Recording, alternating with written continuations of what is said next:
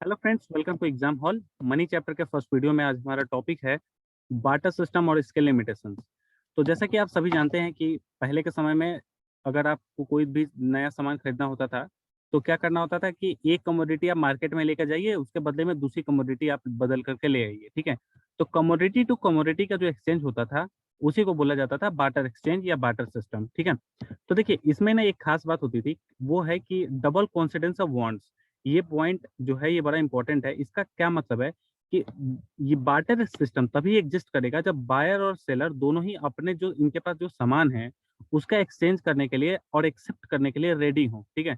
मतलब जब दोनों लोग एक दूसरे का अपना सामान बेचने के लिए, मतलब कि आपस में एक्सचेंज करने के लिए रेडी होंगे, तो ही बार्टर सिस्टम एग्जिस्ट करता था। ठीक है।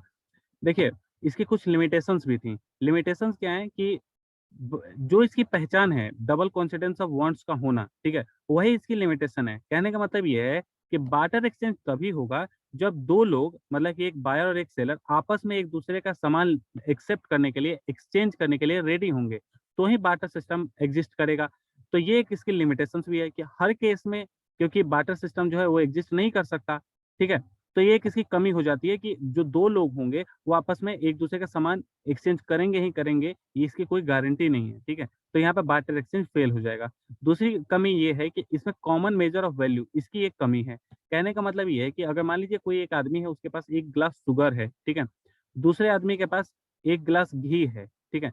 तो हमें पता है कि ये दोनों अलग अलग सामान है, दोनों का प्रोडक्शन करने का तरीका अलग अलग है, दोनों में मेहनत अलग अलग तरीके से लगती है।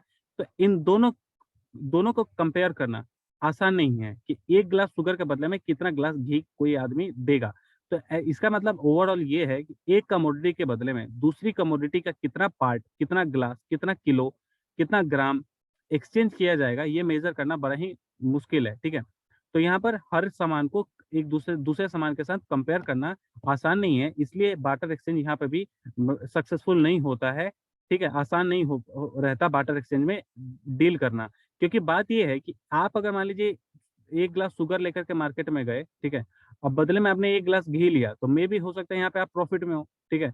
लेकिन कभी हो सकता है आपने एक ग्लास शुगर के बदले में एक ग्लास व्हीट ले लिया, तो यहाँ पे आप लॉस में चले गए जाएं। तो एक ही सामान के बदले में आप एक एक ग्लास ही चीजों का एक्सचेंज कर रहे हैं। ठीक है। तो कई बार आप फायदे में भी हो रहे हैं, कई बार आप लॉस में भी चले जा रहे हैं। तो बार्टर सिस्टम में एक सामान का क्या मेजरमेंट होगा दूसरे सामान के साथ, कितना ग्राम, कितना किलो दूसरा सामान आपको मिलना चाहिए आपके सामान के बदले में, ये मेजर कर पाना बड़ा ही मुश्किल काम है। इसलिए यहाँ पे भी बार्टर एक्सचेंज जो है वो फेल हो जाता है। तीसरी जो कमी है वो है स्टैंडर्ड ऑफ डेफर्ड पेमेंट की। कहने का मतलब ये है कि आप अपने एक सामान के बदले में दूसरे सामान अगर आप खरीदना चाहते हैं, ठीक है, लेकिन आप इसका पेमेंट जो है कुछ दिनों के बाद करना चाहते हैं, ठीक है, तो हो सकता है आपके पास जो सामान है वो ज़्यादा समय तक टिक ना पाए, इसकी क्वालिटी मेंटेन ना रह पाए। जैसे कि मान लीजिए वेजिटेबल है आपके पास, ठीक है, और आप वेजिटेबल देकर के कोई बैग खरीदना चाहते हैं, ठीक है। आज अगर मान लीजिए आपके पास वेजिटेबल है और आज ही अगर ये बैग आप खरीदेंगे, तो आपकी वेजिटेबल की क्वालिटी ठीक रहेगी और आप बैग खरीद पाएंगे, ठीक है। लेकिन अगर आपको बैग की जरूरत 2 महीने बाद या 2-4 दिन के बाद ही है मान लीजिए, तो वेजिटेबल 2-4 दिन बाद अपनी क्वालिटी को ये मेंटेन नहीं कर पाएगा। और ऐसे केस में जो बैग वाला आदमी है वो आपके वेजिटेबल को एक्सेप्ट नहीं करेगा, और इसलिए वेजिटेबल के साथ आप फ्यूचर पेमेंट नहीं कर पाएंगे। ठीक है। तो बहुत सारी ऐसी कमोडिटी होती हैं जिसका अगर आप मान लीजिए एक्सचेंज करना चाहें फ्यूचर में, जैसे मिल्क है, मीट है, फ्रूट है, ऐसी चीजों का आप एक्सचेंज नहीं कर पाते हैं, तो बार्टर सिस्टम जो है इस केस में, मतलब कि फ्यूचर पेमेंट करने वाले केस में फेल हो जाता है। ठीक है। चौथी जो कमी है वो ये है lack of store of value. जैसे कि हम जानते हैं कि बार्टर सिस्टम में एक सामान के बदले में दूसरा सामान के साथ एक्सचेंज किया जाता है। तो आपके पास जो सामान है, जैसे कि आपके पास मान लीजिए वेजिटेबल है, मिल्क है, ऐसी चीजों को आप स्टोर नहीं कर पाएंगे। ठीक है।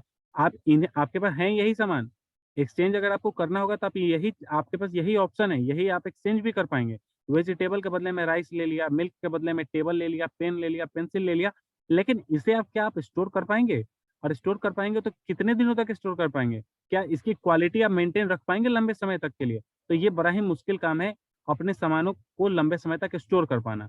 ठीक है? क्योंकि बार्टर एक्सचेंज में जो डील होती है, जो ट्रांज़ैक्शन होता है, वो एक सामान के बदले में दूसरे सामान के साथ होता है। तो आपके पास जो आपका सामान है, वो हमेशा स्टोर रहेगा, तभी तो आप हमेशा कहीं पे भी ट्रांज़ैक्शन कर पाएँगे।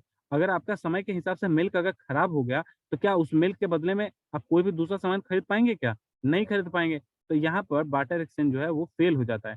तो ये इसकी 4 कमियाँ हैं जिन पर सवाल ज़्यादातर पूछे जाते हैं।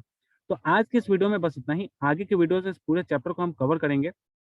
हम देखेंगे कि कमर्शियल बैंक कैसे काम करता है, सेंट्रल बैंक कैसे काम करता है और उस पर सीबीएसई ने अब तक कैसे सवाल पूछे हैं, ठीक है?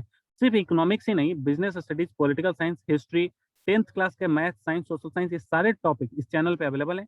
आप उनका अगर पीडीएफ डाउनलोड करना चाहते हैं, क्वेश्चंस की प्रैक्टिस करना चाहते हैं, तो आप हमारे टेलीग्राम ऐप से वो डाउनलोड कर सकते हैं और प्रैक्टिस कर सकते हैं।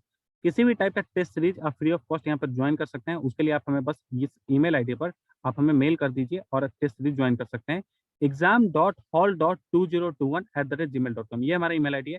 इस पे आप हमें अपने जो भी आपके क्वेरीज़ हैं, कोई सजेशन है, वो आप हमें भेज सकते हैं। फिर मिलते हैं अगले वीडियो में। Thank you.